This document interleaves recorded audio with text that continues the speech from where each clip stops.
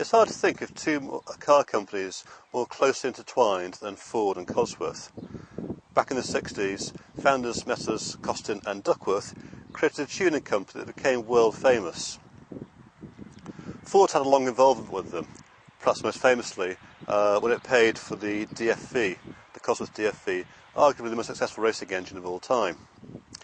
Over the decades, Cosworth has powered Ford to countless victories on the racetracks and the rally stages of the world, and that success has inspired legions of fans on the road. One of them is Matt Gregory, and we're here with his Sierra Cosworth. So what is so special about the Sierra Cosworth? Well, for me it was watching the cars, mainly sort of late 80s, early 90s, racing in the British Touring Car Championships. That first sort of noted me to the Cosworth mark itself, and then latter years in the World Rally cars.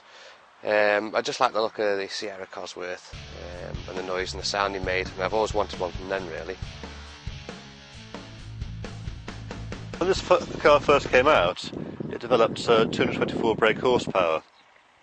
Matt's had the car for 6 years and has invested quite a lot of money and effort in doubling that power output to 450 brake. So Matt, tell us what it is you've done. What I've done is fitted the T4 Garrett turbocharger off an RS 500. We've also got the intercooler off the car.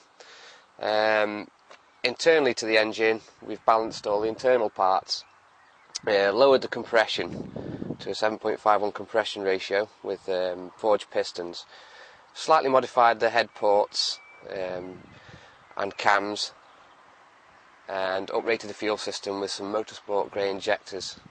This produces about 30 psi of boost, which is about 450 horsepower. With turning up on the boost on these engines, they do suffer quite bad with head gasket trouble. We've got around this with putting 6 larger studs in the engine to hold the head down and fitting a World Rally car head gasket. These gaskets are pretty much bulletproof and will take the boost all day long, really.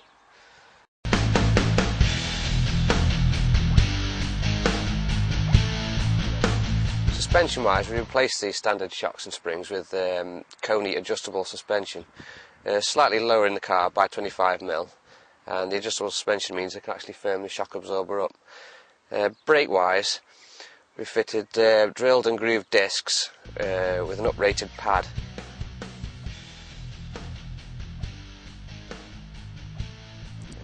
Also, we fitted a front and rear strut brace to stiffen up the chassis, really.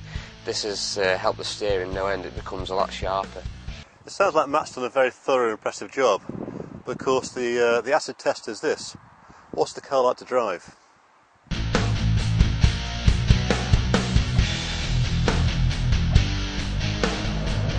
The car's quite actually docile to drive due to the turbo lag.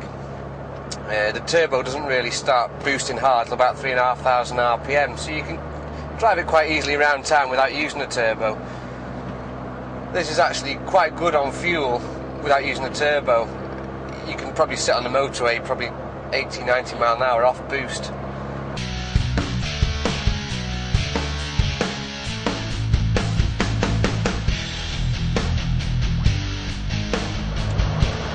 The only drawback is when you really want to use the turbo hard, you've actually got to drop it down a gear, whereas a smaller turbo spool up quite quickly. But when it does come in with a kick.